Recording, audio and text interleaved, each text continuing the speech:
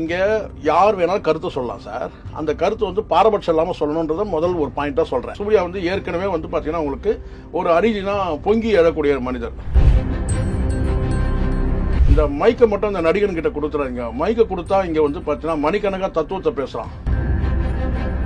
இன்னைக்கு இந்த சம்பவம் நடந்திருக்கு. இது சம்பந்தமா எல்லாரும் பேசுறாங்க. ஏன் கமலஹாசன் வாய் திறக்கவே இல்லை? எவ்வளோ ஆயிரக்கணக்கான பேர் உட்காந்து எங்க அப்பனை அடிச்சிக்க முடியாது. யார் அடிச்சிக்க சொன்னது அப்படின்னு சொல்றான். எங்க அப்பா முன்னாடி சரக்கு அடிச்சு தான் நான் போவேன். இளையராஜா சந்திக்கிறதுக்கு கூப்பிடுறாரு. அம்மா செத்துட்டாங்க, நான் அம்மா சாவு கூட போக மாட்டேன், நான் இளையராஜா கிட்ட தான் போவேன்றான். அவன் ஒரு மென்டல், அவன் ஒரு சைக்கோன்ற மாதிரி மனசுக்குள்ள நீங்க ஏதோ தோன்ற மாதிரி எனக்கு தெரியுது. உச்ச நட்சத்திரங்களா கமலஹாசன், ரஜினிகாந்த் கூட இவங்க பாலியல் பண்டங்களாகத்தான் வந்து நடிகைகளை நடத்தினாங்க, பயன்படுத்திட்டாங்கன்னு சொல்றான். ஓப்பன் ஸ்டேட்மெண்ட் கொடுக்குறான். சூர்யா தான் சொன்னாரு மிக்சர் சாப்பிட்டு இருந்தாரான்னு சொல்லி கேட்டாரு. ஃபர்ஸ்ட் பப்ளிக்ல இருந்து இது வேணும் சார். கிடையாது சார், நான் சொல்றேன் சூர்யா தான் சொன்னது.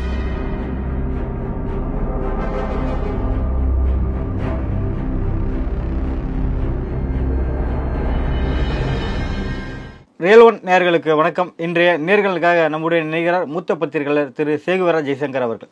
வணக்கம் சார். வணக்கம் மரி. வணக்கம். அண்ணா யூனிவர்சிட்டி மாணவியோட வன்கொடுமை இந்த சம்பவத்துக்காக தமிழ்நாடே பற்றி எரிஞ்சிட்டு இருக்கு. தமிழ்நாட்டில் எது நடந்தாலும், அது சினிமாவும் இருந்தாலும் சரி, இல்லை அரசியலில் இருந்தாலும் சரி, தமிழ்நாட்டில் பொதுவாக எந்த சம்பவம் நடந்தாலும் அதுக்கு வரிஞ்சு கட்டிக்கிட்டு வர ஒரு ஸ்டார் கப்பல் பார்த்தீங்கன்னா சூர்யா, ஜோதிகா. ஆனால் இந்த மாணவிக்காக இன்னும் எந்த ஒரு குரலையும் எழுப்பாமல் இருக்காங்க. என்ன காரணம் சார்? பயமா? இல்லை, பொதுவாக நடிகர்கள் வந்து சினிமா ஒரு தொழில். நடிகர்கள் எல்லாரும் வந்து கருத்து சொல்லணுமான்றது கட்டாயம் கிடையாது. முதல்ல எல்லா விஷயத்துக்கும் நீங்கள் கேட்ட இந்த சூர்யா ஜோதிகா விஷயத்துக்கு நம்ம அப்புறம் வருவோம். பொதுவாக நடிகர்கள்ன்றது எல்லா தொழில் மாதிரி நடிகர்களும் தொழில் தான், நடிப்பும் தொழில் தான். சினிமா ஒரு தொழில் போது கேட்டால் அதில் அவங்களுடைய பங்களிப்பை வந்து அவங்க சொல்லிட்டு போயிட்டே இருந்ததுன்னா அந்த படத்தில் அவங்களுடைய கேரக்டர் என்னமோ அதை பேசலாம். அதை தாண்டி சில நடிகர்கள் என்ன நினச்சிக்கிறாங்கன்னா, எந்த ஒரு சம்பவம் நடந்தாலும் நம்ம வந்து அதை வந்து ஒரு பொது கருத்தை அங்கே வைக்கிறாங்க. அப்போ அவங்களுக்கு பேச்சுரிமையே இல்லையா, கருத்துரிமையே இல்லையானா நிச்சயமாக கருத்துரிமை, பேச்சுரிமை இருக்கணும். ஆனால் அது பார்ஷியாலிட்டி இல்லாமல் இருக்கணும். இதுதான் பாயிண்ட். எல்லாரும் இங்கே கருத்து சொல்கிறதுக்கு உரிமை இருக்குது. எந்த தொழில் இருந்தாலும் அவங்களுடைய தனிப்பட்ட கருத்தை சொல்லலாம். சினிமான்ற அந்த வெளிச்சம் இருக்கிறதுனால மட்டுமே கருத்து சொல்கிறதுக்கு தகுதி இல்லை. பொது மனிதர்கள் எல்லாருமே கருத்து சொல்லலாம், பிரபலமானவர்கள் எல்லாருமே கருத்து சொல்லலாம். ஆனால் சினிமான்ற அந்த வெளிச்சம் இருக்கிறதுனாலே தன்னை வந்து மிகப்பெரிய ஒரு தத்துவ ஞானியாக அல்லது வந்து கேட்டால் வந்து ஒரு மிகப்பெரிய அறிவு ஜீவியாக தன்னை நினச்சிக்கிட்டு கருத்து சொல்லும் போது ஒரு பார்ஷியாலிட்டியோட கருத்து சொல்லக்கூடாது. ஒரு அரசியல் கட்சியை வந்து தாக்கி பேசுறதுன்றதுக்கு அந்த அரசியல் கட்சி தலைவரையோ அல்லது அந்த அரசியல் கட்சியோ வந்து எதிர்த்து பேசுகிற மாதிரி, அதை எதிர்த்து பேசுறதுனா வன்மத்தோடு எதிர்த்து பேசுகிற மாதிரி இருக்கக்கூடாது. பார்ஷியாலிட்டி இல்லாமல் இருக்கணும். இப்போ நீங்கள் உதாரணத்துக்கு இப்படி சொல்கிறேன், அதிமுகவில் ஒரு குற்ற சம்பவம் நடக்குது, பாலியல் ரீதியான ஒரு குற்ற சம்பவம் நடக்குதுன்னு வச்சுக்கோங்க. அப்போது அதை வந்து பேசக்கூடிய ஒரு நடிகர் தனக்கு இருக்கிற அந்த சினிமா வந்து வெளிச்சத்தை மட்டுமே வந்து ஒரு மூலதனமாக அல்லது ஒரு முன்வைத்து ஒரு கருத்து சொல்லக்கூடிய நபர் திமுகவில் வந்து ஒரு குற்ற நிகழ்வு நடக்குது, இதே மாதிரியான சம்பவம் நடக்குதுன்னா அந்த சம்பவத்தை வந்து கடந்து போகிறாருன்னு வச்சுங்களேன், இது பார்ஷியாலிட்டின்னு அர்த்தம். கடந்த காலத்தில் ஒரு பாலியல் சம்பவம் நடக்குது அதிமுகவில், அதை கடந்து போயிட்டீங்க. ஆனால் இந்த திமுக ஆட்சியில் அதே மாதிரியான ஒரு சம்பவம் நடக்கும்போது இதுக்காக நீங்கள் பேசுகிறீங்க. அப்போ இந்த இடத்துல நீங்கள் வந்து பார்ஷியாலிட்டி இருக்கீங்க. ஒரு நடிகன் கருத்து சொல்லக்கூடாதா? ஒரு சினிமாவில் இருக்கிற ஒரு பிரபலமான ஒரு மனிதர் எதுவும் கருத்தே சொல்லக்கூடாதா? சொல்லலாம். ஆனால் இங்கே பாரபட்சம் இல்லாமல் சொல்லணும் கருத்தை. ஆனால் ஒரு கட்சி ஆட்சி செய்யும் போது அதை கண்டுக்காமல் போகிறது, இன்னொரு கட்சி ஆட்சி செய்யும் போது கேட்டால் அதை வந்து பார்த்தீங்கன்னா பெருசுபடுத்தி பேசுகிறது. அப்போ அங்கே உள்நோக்கம் இருக்குன்னு ஆயிடுது. இங்கே உள்நோக்கத்தோட ஒரு கருத்து சொல்லும்போது அந்த கருத்து வந்து பார்த்தீங்கன்னா வந்து மக்கள் மத்தியில் எந்த மாதிரியான ஒரு தாக்கத்தை ஏற்படுத்துதுன்னு கேட்டிங்கன்னா, அந்த நடிகர் வந்து பார்த்தீங்கன்னா இதுக்கும் கருத்து சொல்ல மாட்டாரா, இன்னொரு சம்பவம் நடக்குது அதுக்கும் சொல்ல மாட்டாரா, அந்த ஆட்சியில் சொன்னாரே அதுக்கு வந்து கருத்து சொன்னவர் இதுக்கு ஏன் கருத்து சொல்ல, இங்கே கருத்து கண்ணாயிரம் மாதிரி ஆயிரம் அந்த நடிகர்கள் எல்லாருமே. நான் சொல்கிறது கேட்டால் நீங்கள் சொல்கிறீங்கன்னா எல்லாத்துக்கும் பேசுங்க. உங்களுக்கு எப்போ டைம் பாஸ் ஆகுது இல்லை பொழுது போகலன்னு சொன்னால் ஒரு விஷயத்தை எடுத்து நீங்கள் பேசுகிறீங்கல்ல, அதுதான் அங்கே தான் சிக்கல். நீங்கள் பாரபட்சம் இல்லாமல் பேசலாம், சிக்கல் இல்லை. இப்போ நீங்கள் கேட்டது அந்த சூர்யா ஜோதிகாவுக்கும் நம்ம வந்துடும். நீங்கள் என்ன சொல்கிறீங்க, ஒரு பொது கருத்தை நீங்கள் வந்து சொல்கிறீங்க, அது முரண்பட்ட கருத்தோ முரண்படாத கருத்தோ ஏதோ ஒரு கருத்தை வந்து மக்கள் முன்னாடி நீங்கள் வைக்கிறீங்கன்னு வச்சுங்களேன். இப்போ ஜோதிகா சொன்ன விஷயத்தையே எடுத்துங்க. நீங்கள் கோயில் கட்டுறதை விட வந்து நீங்கள் வந்து பள்ளிக்கூடம் கட்டலான்னு, இது வெளிப்பார்வைக்கு சரியாக இருக்கும். இதை நீங்கள் வந்து ஒரு இந்துக்கள் கோயில் இருக்கு, இதே நீங்கள் வந்து ஒரு கிறிஸ்துவ தேவாலயத்தில் போய் நீங்கள் சொல்ல முடியுமா? இல்லை ஏதாவது ஒரு வந்து மசூதியில் போய் நீங்கள் சொல்ல முடியுமா? இப்போ இந்த இடத்துல பார்ஷியாலிட்டி ஆகிடுது. கரெக்டாக நான் சொல்கிறது? நீங்கள் சொல்லக்கூடியவங்க யாருன்றதை பார்க்குறது ரெண்டாவது, யார் வேணால் சொல்லட்டும். ஆனால் சினிமா வெளிச்சம் இருக்கிற ஒரு நபர் ஒரு குறிப்பிட்ட ஒரு விஷயத்தை நீங்கள் சொல்லும் போது அங்கே கிரிட்டிசைஸ் ஆகும் தானே. இதையே இங்கே சொல்கிறீங்க அப்படின்னு ஆகுது இல்லை. பரவாயில்ல, இன்றைக்கி வந்து வெளிச்சத்துக்கு வராங்க சார். இங்கே எல்லாம் நீங்கள் கட்சி சார்பாக எந்த அஜெண்டா, கட்சி தலைவர்களே இங்கே விமர்சிக்கப்படுறாங்க. இன்னைக்கு இந்த சம்பவம் நடந்திருக்கு, இது சம்பந்தமாக எல்லாரும் பேசுகிறாங்க. ஏன் கமலஹாசன் வாய் திறக்கவே இல்லை? நீங்கள் ஒரு கருத்தை நீங்கள் சொல்லலன்னு கேட்டால் அப்போ முழுக்க முழுக்க நான் வந்து பொது வாழ்க்கையில் நான் இல்லைன்னு சொன்னாலும் பாருங்க. இப்போ வந்து இவங்க பொது வாழ்க்கையில் இல்லை, நீங்கள் சொல்லக்கூடிய சூர்யாவும் ஜோதியும் பொது வாழ்க்கையில் இல்லை. இவர் அரசியல் வாழ்க்கையிலே இருக்கிறார், பொது வாழ்க்கையில் இருக்கிறார் கமலஹாசன். ஆனால் இன்னைக்கு வரைக்கும் வந்து எதை பற்றியுமே பேசவே இல்லை, எதையுமே வாயை திறக்கவே இல்லை. இல்லை சார், ஒரு மாணவிக்கு ஆதரவாக இல்லை எதிராக ஒரு கருத்தை வந்து தெரிவிக்கணும் அப்படின்னா பொது வாழ்க்கை முக்கியம் இங்கே தேவைப்படுதா சார்? இங்கே பாதிப்பட்ட மாணவிகள் இங்கே நீங்கள் நல்லா புரிஞ்சுங்க, இங்கே யார் வேணாலும் கருத்து சொல்லலாம் சார். அந்த கருத்து வந்து பாரபட்சம் இல்லாமல் சொல்லணுன்றத முதல் ஒரு பாயிண்டாக சொல்கிறேன். ஒன்று. ரெண்டாவது கேட்டால் யாரெல்லாம் வந்து இதில் வந்து தானாக வந்து முன் வந்து சொல்லணும் அப்படின்னு சொன்னான்னு கேட்டால் கட்டாய கடமை இருக்குது, சொல்ல வேண்டிய கட்டாய கடமை கேட்டால் பொது வாழ்க்கையில் இருக்கிறவங்களுக்கு கட்டாய கடமை இருக்குது. இங்கே கடமைன்றது வேற, கட்டாய கடமைன்னு ஒன்று இருக்குது. இங்கே கடமை நம்ம கூட, எனக்கும் கடமை இருக்குது, உங்களுக்கும் கடமை இருக்குது. ஒரு விஷயத்தை கருத்து சொல்லலாம். இந்த விஷயத்தில் இப்படி ஏன் அரசை கண்டிக்கிற உரிமை கூட நமக்கு இருக்குது. ஆனால் ஒரு கட்டாய கடமை யாருக்கு இருக்குன்னு கேட்டால், ஒரு பொது வாழ்க்கையில் நீங்கள் இருக்கிறீங்க, பொதுமக்களுக்கு நீங்கள் நன்மை செய்கிற இடத்துல நீங்கள் வந்து இருக்கிறீங்க, ஒரு பதவியில் இருக்கிறீங்க, ஒரு அரசியல் கட்சியில் வந்து ஒரு பிரதிநிதியாக நீங்கள் இருக்கிறீங்கன்னா நீங்கள் பேசணும். அப்போ நீங்கள் வந்து தவிர்த்து நீங்கள் வந்து கண்டு காணாமல் போனீங்கன்னா அப்போ நீங்கள் பார்ஷியாலிட்டியாக நீங்கள் நடந்துக்கிறீங்கன்னு ஆயிடுது இல்லை. யாராலும் ஒரு கருத்து சொல்கிறதுக்கு என்ன சார் இருக்குது? கருத்து சொல்கிறவங்க எல்லாரும் திமுகவுக்கு எதிரானவங்கன்ற அந்த பார்வையே தவறுன்ற நான். இல்லை, சூர்யா இது குறித்து பேசாமல் இருப்பதற்கும் கமல்ஹாசன் இது குறித்து பேசாமல் இருப்பதும் என்ன உள்நோக்கம் இருக்குது? உள்நோக்கம் சூர்யா வந்து ஏற்கனவே வந்து பார்த்தீங்கன்னா உங்களுக்கு ஒரு அநீதினா பொங்கி எழக்கூடிய மனிதர். உங்களுக்கு தெரியும், எங்கே அநீதி நடந்தாலும் வந்து யார் வந்து பொங்கி எழுவாங்கன்னு கேட்டால் வந்து அது நம்ம வந்து சூர்யாவை சொல்லுவோம். ஏன்னா கடந்த காலத்தில் அப்படியான அடையாளம் இருக்குது. அதுக்கு தான் நான் சொல்லுவேன், பல தடவை சொல்லுவேன்னு கேட்டால், இந்த மைக்கை மட்டும் இந்த நடிகன்கிட்ட கொடுத்துறாங்க. மைக்கை கொடுத்தா இங்கே வந்து பார்த்தீங்கன்னா மணிக்கணக்காக தத்துவத்தை பேசுகிறான், சரிங்களா? அந்த தத்துவங்களாவது மக்கள் மத்தியில் வந்து அது வந்து ஒரு என்ன கேட்டால் சரியாக போய் ரீச் ஆகுதான்னு கேட்டிங்கன்னு கேட்டால் அவங்க சொல்லக்கூடியதே தவறாக தான் இருக்குது. இப்போ சமீபத்தில் ஒரு 2 கருத்து சொல்கிறேன் சார். ஒரு கருத்து நீங்கள் எடுங்க. ஒரு கருத்து விஜய் சேதுபதி மைக்கை பிடிச்சி சொல்கிறான் என்னன்னு கேட்டால், எங்கள் அப்பனை அச்சிக்க முடியாது, எவ்வளோ ஆயிரக்கணக்கான பேர் உட்காந்து, எங்கள் அப்பனை அச்சிக்க முடியாது. யார் அச்சிக்க சொன்னது? எங்கள் அப்பனை அச்சிக்க முடியாது, நான் சரக்கு அடிச்சு தான் போவேன்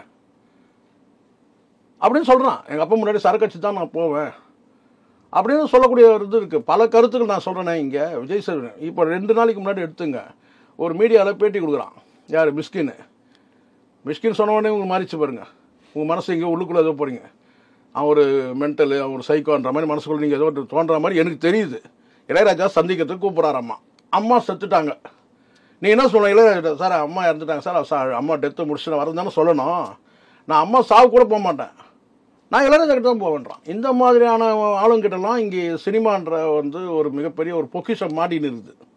இவனுங்கிட்ட இருந்து மீட்கணும் இந்த சினிமாவே. முதல் எப்படிப்பட்ட ஆட்கள் இருக்கார் நான் சொல்கிறேன், நீங்கள் கேட்டதுனால சொல்கிறேன். இந்த நடிகர்கள் சூர்யா ஜோதிகான்னு சொல்கிறாங்கல்ல, கருத்து சொல்லக்கூடியவன் எப்படி இருக்கிறான் பாருங்கன்னு சொல்ல வரேன். இது பொது கருத்தை தான் நான் சொல்கிறேன். அது விஜய் சேதுபதியாக இருக்கட்டும், அல்லது வந்து மிஷ்கினா இருக்கட்டும், அது சூர்யாவா இருக்கட்டும், யார் வேணா இருக்கட்டும், கருத்து சொல்லக்கூடிய நடிகர்கள் எப்படி இருக்கிறாங்க பாருங்க சார். கேரக்டர் சொல்றேன் சார். நானு சூர்யாவோட அடுத்த படத்துக்கு எதுவும் தடங்கள் வந்துடக்கூடாது சார். இப்போ இவங்களுக்கு தொழில் ரீதியான நெருக்கடி இருக்கு.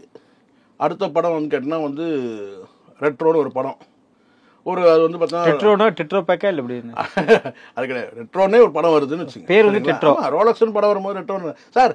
இப்பெல்லாம் தலைப்பு எப்படி சார் வைக்கிறானுங்க? இல்லை டெட்ரோ சார் கலைஞர்லாம் தமிழில் வந்து பெயர் வச்சா மானியம் கொடுத்தாரு சார். சினிமாவுக்கு தமிழில் பேர் வச்சிங்கன்னா மானியம் கொடுத்தாரு. அப்படி ஒரு காலம் இருந்தது. திமுக அரசே கேள்விப்பட்டிருக்கா நீங்கள்? தமிழில் பேர் வச்சாக்கா அதுக்கு குறிப்பிட்ட ஒரு மானியம் இருந்தது. அதுக்காகவே தமிழில் பேர் வச்சாங்க. இன்னைக்கு என்ன ஆச்சுன்னு கேட்டீங்கன்னா ரெட்ரோ பெட்ரோ இப்படி தான் வைக்கிறானுங்க. அது வேற, இந்த சப்ஜெக்ட் வருவோம். இப்போ இங்கே வந்து என்ன நடக்குது அப்படின்னு கேட்டிங்கன்னா, ஒரு படம் ரிலீஸ் ஆகுது, அது ரெட் ஜெயண்ட் மூவிஸ் கூட வந்து வெளியிடலாம், சரிங்களா? அப்போ எதுக்கு தேவையில்லாமல் நீங்கள் அப்போ இந்த இடத்துல நீங்கள் காம்ப்ரமைஸ் ஆகுறீங்களா இல்லையா? இங்கே உங்கள் தொழிலுக்காக நீங்கள் என்ன செய்ய கேட்டால் இந்த விஷயத்தை கடந்து போகிறீங்க. இதுதான் பார்ஷியாலிட்டின்னு நான் சொல்ல வரேன். நீங்கள் அனுமதி இல்லாமல் நீங்கள் போய் மறியல் போராட்டம் பண்ணால் அரசு கைது பண்ணும், சட்டம் அது வேலையை செய்யும். நீங்கள் ஒரு கருத்து சொல்கிறதுக்கு வந்து பார்த்தீங்கன்னா இங்கே தடையே இல்லை. தாராளமாக கருத்து சொல்லலாம். எல்லாருக்கும் இங்கே ஒவ்வொருக்கும் ஒவ்வொரு பார்வை இருக்குது. இந்த பீலா பிஸ்மின்னு ஒருத்தர் இருக்கான்ல, அவன் வந்து நான் சொல்கிறான், எடுத்து உங்களுக்கு என்ன அனுப்புகிறேன் நான் சொல்ல, பொத்தாம்பதுவா எல்லா நடிகர்களும், அதுவும் பேரை சொல்லியே சொல்கிறான், கமலஹாசன் வந்து ரஜினிகாந்த் 2 பேருமே சொல்லின்னு கேட்டால், இவங்க எல்லோருமே உச்ச நட்சத்திரங்களாக கமலஹாசன் ரஜினிகாந்த் பட இவங்க பாலியல் பண்டங்களாகத்தான் வந்து நடிகைகளை நடத்தினாங்க, பயன்படுத்திட்டாங்கன்னு சொல்கிறான். ஓப்பன் ஸ்டேட்மெண்ட் கொடுக்குறான். 35 வருஷம் அவனா சொல்கிறான், நான் ரஜினி கூட பேசியிருக்கிறேன், கமல் கூட பேசியிருக்கேன், கமல் கூட நான் வந்து பேசியிருக்கேன், ரஜினி கூட நான் வந்து கமல் கூட நான் டிஃபன் சாப்பிட்ருக்கேன், ரஜினி கூட வந்து நான் வந்து மதியம் லஞ்சு சாப்பிட்ருக்கிறேன், நைட்டு வந்து பார்த்தீங்கன்னா ஒரு நடிகரோட சேர்ந்து குடிச்சிருக்கிறேன், சாப்பிடல டின்னரில் குடிச்சிருக்கிறேன். ஆமாம், இப்படி தான் சார் அவன் வந்து குடிச்சிருக்கிறேன்னு சொன்ன, நீங்கள் எதோட புரிஞ்சுங்க சரிங்களா? இப்படி தான் அவன் பேசுகிறான். அவனும் சரி, இந்த அந்தப்புறம் அந்தனும் சரி. அவன் சொல்கிறான் என்னன்னு கேட்டால், நடிகர்கள் எல்லாருமே நடிகைகளை பாலியல் பண்டங்களாக தான் வந்து பாவித்தார்கள் என்பதை நான் சொல்கிறேன் என்ற வெளிப்படையாக சொல்கிறான்.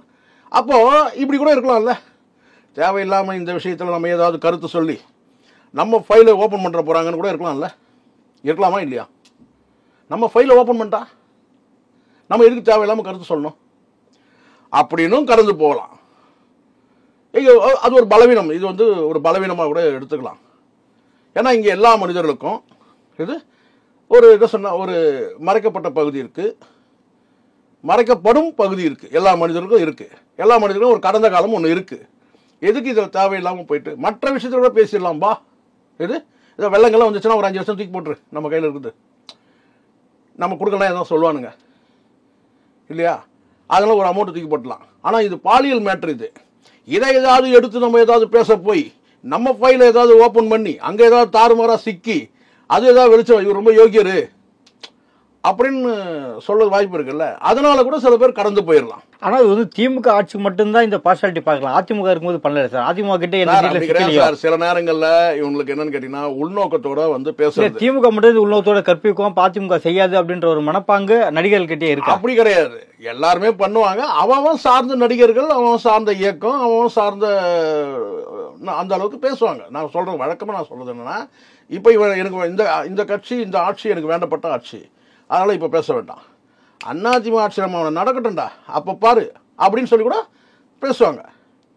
இது உண்மை தானே சார்? இது கடந்த இப்போ நான் எடுத்துங்க, நான் வெளிப்படையாக பேசிடுவோம், எல்லாம் தப்பு ஒன்றும் கிடையாது, எல்லார் மேலே குற்றச்சாட்டு இருக்க தான் செய்யுது. அண்ணன் ஜெயக்குமார் மேலே வந்து ஒரு குற்றச்சாட்டு இருந்தது, மெயின் ரோடுன்ற அந்த ஒரு குற்றச்சாட்டு அதிமுக ஆட்சி காலத்தில் பரவலாக பேசப்பட்டது சரிங்களா? இப்போது திமுக ஆட்சியில் இந்த மாதிரி இருக்கும்போது கேட்டினா அண்ணன் வந்து பேசுகிறார், ஜெயக்குமாரன், ஆனால் அளவோடு பேசுகிறார், ரொம்ப அளவு தாண்டி பேசவே இல்லை. கட்சி ரீதியாக வந்து அது கடமையை செய்கிற மாதிரி தான் இருக்கிறத தவிர ரொம்ப ஆக்ரோஷமாக பேசவே இல்லை. காரணம் என்னன்னு கேட்டிங்கன்னா, கடந்த காலத்தில் அண்ணனுடைய ஒரு ஃபைல் வந்து மெயின் ரோடு ஃபைல் அது இருந்தது. அதே மாதிரி இப்போ இங்கே வந்து பார்த்தீங்கன்னா இப்போ திமுக ஆட்சி வந்து கடுமையாக பேசவில்லை. அவங்க என்ன செய்யணும், ஒரு சடங்கு சம்பிரதாயம் மாதிரி எப்படி ஒரு ஆர்ப்பாட்டம் போராட்டம் மட்டும் கடந்து போயிடுறாங்க. இது வந்து எல்லா ஆட்சியும் நாளைக்கு வந்து கேட்குற திமுக ஆட்சி வந்து எதிர்கட்சியாக இருந்துன்னு வச்சுங்க சார். இப்போ இந்த சம்பவம் அதிமுக ஆட்சி நடந்திருக்கு, திமுக என்ன செஞ்சிருக்கோம்? அவங்க அரசியல் கடமை செஞ்சிருப்பாங்களா செஞ்சிருக்க மாட்டாங்க? நீங்கள் சொல்லுங்கள். கண்டுக்காமல் கடந்து போயிடுவாங்களா? இந்த சம்பிரதாயம் போராட்ட சம்பிரதாயங்களை செய்வாங்க. சம்பிரதாயம் தான் இது. திமுக அரசு வந்து ஒரு ஜனநாயகப்படி எனக்கு தெரிஞ்சு கடந்த ஆட்சியில் வந்து சில போராட்டங்கள் ஆர்ப்பாட்டங்கள் வந்து கேட்கும்போது அனுமதி மறுத்த காலம்லாம் இருக்குது. ஆனால் இந்த திமுக அரசை பொறுத்த வரைக்கும் கேட்டினா ஆர்ப்பாட்டம் பண்ணமா அனுமதிக்கப்படுது, ஆர்ப்பாட்டம் பண்ணலாம். ஆனால் தடையை மீறி ஒரு விஷயம் வந்து ஒரு சென்சிட்டிவாக இதை வந்து பெரிய அளவில் வந்து இதை திட்டமிட்டே வந்து மாநிலம் முழுவதும் நீங்கள் சொன்னீங்கல்ல, மாநிலமே பற்றி எரியுது அப்படின்னு சொல்லிட்டு, அப்படி ஒன்றும் எரிய நம்ம நான் வரும்போது தாண்டி தான் வந்தேன், எங்கேயுமே எரியவே இல்லை சரிங்களா? அவன் சிகரெட்டு நெருப்பு இல்லாமல் பெட்டி கடையில் போய் கேட்டு இருக்கான். இது பனிக்காலம்ல அதெல்லாம் உறைஞ்சிட்டு இருக்கலாம். ஆனால் நான் சொல்கிறேன் அந்த அளவுக்கு, ஆனால் அப்படி ஒரு முயற்சி நடக்குது.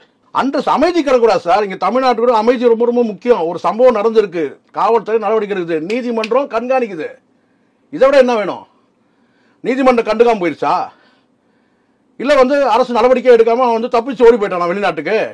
இல்லை, கைது செய்யப்பட்டிருக்காங்க, நீதிமன்றம் கண்காணிக்குது அந்த வழக்கை, அவ்வளோதான். இதை தாண்டி இதெல்லாம் சம்பிரதாய நடவடிக்கை. இந்த சம்பிரதாய நடவடிக்கையிலும் சில பேர் வந்து கண்டுக்காமல் போகிறாங்கன்னா அப்போ நீங்கள் சொல்லுங்கள், ஏன் கண்டுக்காம? இப்போ நீங்கள் கேட்குறீங்க ஏன் சார் கண்டுக்காமல் போகிறாங்கன்னு கேட்டால் கடமையை செய்யணும் தான். இது மாதிரி ஒரு குற்ற நிகழ்வு நடக்குதுன்னா இது கிரிமினலுக்கு எச்சரிக்கை, அரசுக்கு இல்லை, கிரிமினல்களுக்கு ஒரு எச்சரிக்கையாக இருக்கும். இன்னார் கூட குரல் கொடுக்குறாரு என்னன்னு கேட்டால் இந்த மாதிரி வந்து கிரிமினல்கள் வந்து ஏன் குறைஞ்சபட்சம் இதை சொல்கிறது சூர்யாவுக்கு இல்லை வந்து ஜோதிகாவுக்கு என்ன பிரச்சனை? குற்றவாளிக்கு வந்து உரிய தண்டனை வந்து பெற்றுத்தரணும் இந்த அரசு, சொன்னா என்ன? அட்லீஸ்ட் ஒரு கமல் சொல்லலாம் சொன்னா என்ன? அட்லீஸ்ட் ஒரு எக்ஸ்பேஜில் கூட போடலாம். சொல்லலாம்ல சார். அப்போ என்ன அர்த்தம்? மற்ற விஷயத்துக்கு மட்டும் சம்மன் இல்லாமல் அப்பியர் ஆகுறீங்க. பெண்ணின் வழி பெண்ணிற்கு புரியும். ஏன்னா எதுவெல்லாம் பெண்ணின் பேச ஜோதிகா கூட இது சொல்லாம இருக்காங்க. அவங்க என்ன நினைக்கிறாங்கன்னா, நான் சொல்றேன், நம்ம பேசி பேசி புண்ணானது போதும். பேசி பேசி வந்து இந்த கங்குவா படம் வந்து அடி சாதாரண அடி கிடையாது. கங்குவார டிங்குவார இருந்துருச்சு. அதனால் போதும் அப்படின்னு சொல்லிட்டு நாமளும் கூட சொன்னோம்ல, பேசி பேசி கெடாதீங்கப்பான்னு சொல்லி ஒரு அட்வைஸாக சொன்னோம். ஒருவேளை அந்த அட்வைஸை இதுக்கு எடுத்துக்கினாங்களான்னு தெரியல. ஒரு வேலை அதில் ஞானவேல் ராஜா இருக்கான் பார்த்தீங்கன்னா, அவன் மட்டும் கருத்து சொன்னாலே போதும். இதில் ஒட்டுமொத்த சிவகுமார் குடும்பத்துக்கு ஒருத்தன் கருத்து சொல்லணும்னா அந்த குடும்பத்துக்கு அவன் தான் கருத்து கண்ணாயிரும். யார்? இந்த ஞானவேல் ராஜான்னு ஒருத்தங்க பாருங்க, அவன் பேசினாலே போதும். அப்படியே நீங்கள் சொன்னீங்கல்ல, அப்படியே தமிழ்நாடே பற்றி எறியணுங்களே அந்த மாதிரி.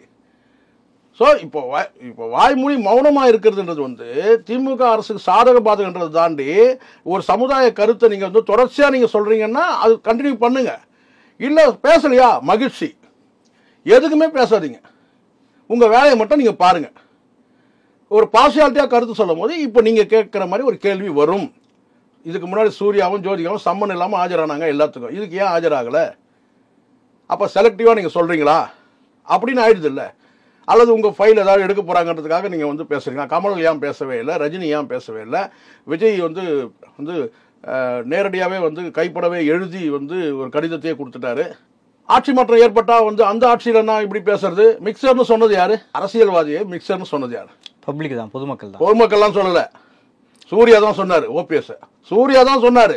மிக்சர் சாப்பிட்டு இருந்தாரான்னு சொல்லி கேட்டாரு. ஃபர்ஸ்ட் பப்ளிக்ல இருந்து இது வேணும் சார். அப்படிலாம் கிடையாது சார், நான் சொல்றேன் சூர்யா தான் சொன்னது. தப்புனா தப்பு சார். நீங்க கருத்து, இங்க நடிகர்கள் கருத்து சொல்றதை அரசு தடுக்கவே இல்லை. நீங்க பொதுமக்கள் மத்தியில நீங்க வந்து ஒரு பதற்றத்தை வந்து அமைதியை வந்து கெடுக்கிறவன்னா அரசு வந்து இதனால பொதுமக்களுக்கு தேவையற்ற சங்கடங்கள் ஏற்படும் போது இப்போ கைது பண்றவங்களாம் தூக்கி என்ன அப்படியே கல்லா உடைக்கிறாங்க. நான் கேட்குறேன், நான் தெரியாம தான் கேட்குறேன். கைது பண்றவங்களாம் என்ன வந்து கல் உடைக்கிறாங்களா சொல்லுங்க? அதிமுக வந்து ஆர்ப்பாட்டம் பண்ணாங்க, நீங்களே பார்த்தீங்க, பஸ்ஸில் கூட பார்த்தீங்க. அண்ணன் ஜெயக்குமார் எப்படி வலையோசை கலகலன்னு சொல்லிட்டு போனார்ல, பார்த்தீங்கல்ல? அந்த மாதிரி பண்ண அவர் கைது பண்ணி நான் கல்லா உடச்சிருக்கிறாரு, இந்த செக்கு இழுத்துருக்கிறாரா உள்ள கைது பண்ணி மாலை விடுவிக்க போகிறாங்க, அவ்வளோதானே? அதனால் இங்கே அந்த மாதிரி ஜனநாயக வழியில் போராடக்கூடிய பிரச்சனையே இல்லை. ஆனால் அதுக்காக கருத்தே சொல்லாமல் இருக்குன்னு கேட்டால் வந்து திமுக அரசு வந்து ஃபோன் பண்ணி, சார் நீங்கள் எதுவும் கருத்து சொல்லாதீங்க, நீங்கள் எதுவும் கருத்து சொல்லாதீங்க சொல்லிட்டு இருக்கிறாங்க. உங்களுக்கே அது அந்த இது வரணும். அப்போ நீங்கள் செலக்டிவாக நீங்கள் எடுத்துக்கிறீங்கன்னு அர்த்தம். இதுக்கு பேர் தான் செலக்டிவ் அம்னீஷியான்னு சொல்லுவாங்க. உங்களுக்கு வந்து பார்த்தீங்கன்னா இதெல்லாம் நீங்கள் மறந்து போயிடுறீங்க. ஆனால் ஒரு குறிப்பிட்ட விஷயம் மட்டும் வந்து பார்த்தீங்கன்னா வந்து ஞாபகம் வச்சுட்டு இருக்கீங்களா, அது எப்படிங்க? இங்கே உணர்வுபூர்வமாக நடிகர்கள் தங்களுடைய கடமையை வந்து செய்யலாம், இது தப்பே கிடையாது, யாரும் வந்து அதை மறுக்க. ஆனால் அவங்க கடந்து போகிறாங்க. கடந்து போகிறதுக்கு ஒன்று ரெண்டு காரணம் இருக்கணும். இது அவ்வளோ பெரிய விஷயம் இல்லை, இதை பெருசாக்க வேணாம்னு நான் கடந்து போகலாம். இப்போ நானே சொல்கிறேன் சார், இந்த விஷயம் மனசாட்சியோடு நான் சொல்கிறேன். ஒரு நபர் கைது செய்யப்பட்டிருக்கிறார். கைதுக்கு பிறகு வந்து பார்த்தீங்கன்னா வந்து நீதிமன்றம் பல கேள்விகள், சாதாரண மனிதர்களுடைய கேள்வியை நீதிமன்றம் கேட்குது. நீதிமன்றம் கண்காணிப்பில் வச்சிருக்கு. இதை தாண்டி நம்ம வந்து பார்த்தீங்கன்னா இதை மேலும் வந்து பார்த்தீங்கன்னா இதில் பேசுறதுக்கு என்ன இருக்குது? நடவடிக்கை எடுக்கப்பட்டிருக்கு. அங்கே தனி மனிதர்களுடைய யூகங்கள் எல்லாம் வச்சுலாம் நடவடிக்கை எடுக்க முடியாது. சம்மந்தப்பட்ட காவல்துறை நடவடிக்கை எடுக்குது, நீதிமன்றம் கண்காணிக்கு. நீதிமன்றம் கண்காணிக்கலன்னா சொல்லலாம், வழக்கு மட்டும் இங்கே நடந்துருதுங்க, நீதிமன்றம் வந்து நீதிமன்றம் சாதாரண மனிதர்களுடைய கேள்வி வைக்குது, அதுதான் நீங்கள் பேச வேண்டும். ஆனால் இந்த சப்ஜெக்டில் நீங்கள் கேட்குறேன்னு கேட்டால் ஏன் இவங்கெல்லாம் வாயத்து வரணும்னு கேட்டால், ஒரு ஜனநாயக கடமையை வந்து இவங்க வந்து ஒரு கருத்தாக சொல்லலாம், சம்மந்தப்பட்ட நபர் மீது கடுமையான நடவடிக்கை எடுக்கணும். அது தாண்டி அதே நீங்கள் சொல்லாமல் இருக்கீங்கன்னா உங்களுக்கு வந்து செலக்டிவ் அம்னீஷியா இருக்குன்னு அர்த்தம். நடப்பு நிகழ்வு குறித்து பல்வேறு கருத்தில் மிக்க நன்றி சார்.